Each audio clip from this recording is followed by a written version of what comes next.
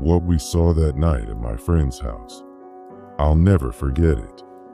It wasn't something unexplainable, not paranormal. That would have been almost comforting, in a way, knowing it came from outside our world, even if it was terrifying. But this was much more real.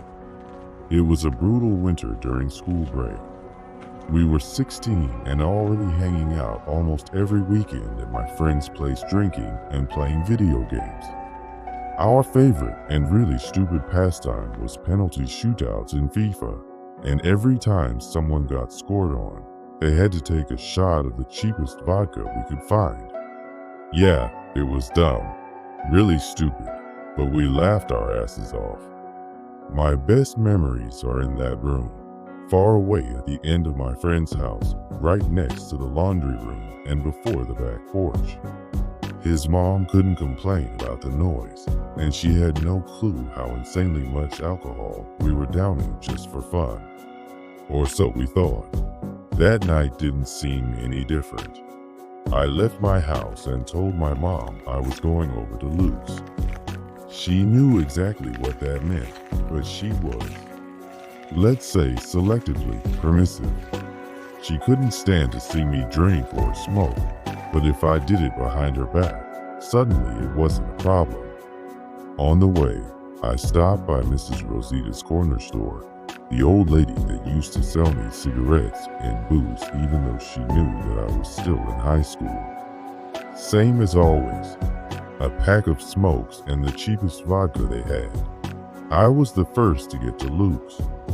His mom gave me this quick side glance and a knowing smile when she heard the clink of the bottle against my keys in my backpack. She knew, but like my mom, she wasn't going to get involved.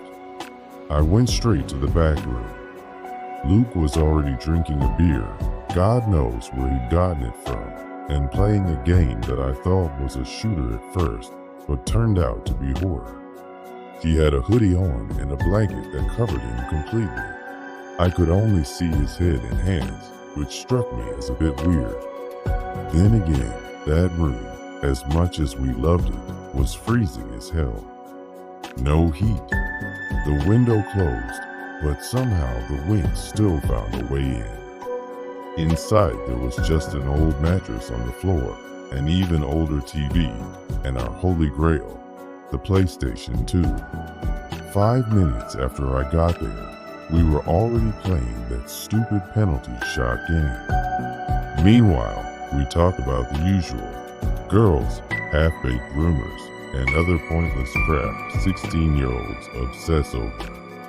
Now, I loved Luke. He was my best friend, and I always was very supportive of him no matter what, but his relationship with his girlfriend was odd.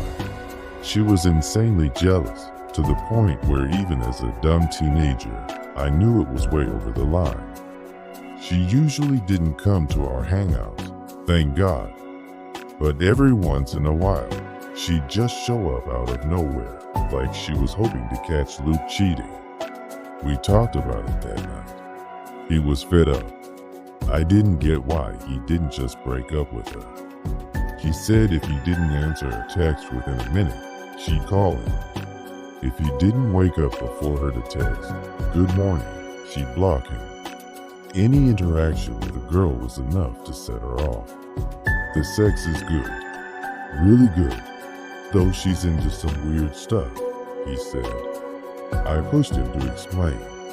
He was always the kind of guy to overshare and laugh about it, but this time he was dead serious. Anyway, the night went on like usual. The rest of the guys showed up, and the four of us played our penalty shot game until the drinks ran out. It was late, but Rosita's was still open.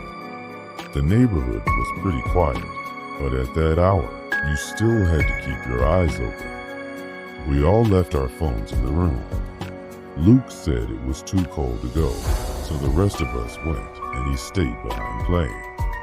As soon as we stepped outside, we saw Luke's girlfriend at the gate, phone in hand, a small Hello Kitty backpack over her shoulder. I unlocked the gate and let her in. She didn't say a word to us. She hated all of us for reasons we never understood. Once we turned the corner, we started cracking up. She couldn't have been weirder. And whatever was about to go down inside, it wasn't going to be pretty. We took our time getting back, just to avoid the awkwardness. But after half an hour, the cold was just unbearable, so we headed back anyway. No yelling, no voices. That was a relief. Maybe we dodged the drama. When we got closer though, we heard these wet sounds. That's the only way I can describe it. We thought we were about to walk in on some very awkward beach, so, being the assholes we were, we crept up to the door, sneaking. I flung the door open and we all froze. One of my friends ran to the back porch and threw up before he even made it outside. Luke was lying shirtless on the old mattress.